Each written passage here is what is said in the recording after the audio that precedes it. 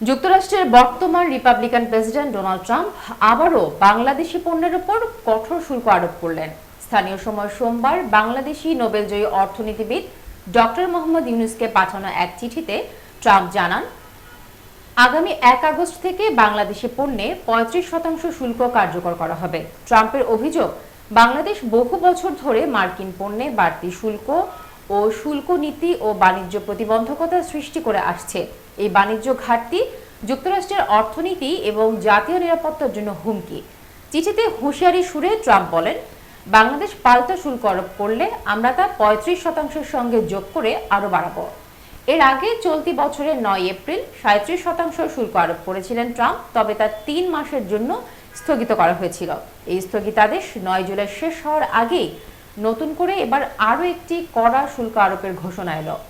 বিশ্বের ১৪টি দেশের উদ্দেশ্যে একই ধরনের চিঠি পাঠানো হয়েছে বলে হোয়াইট হাউস সূত্রে জানা গেছে।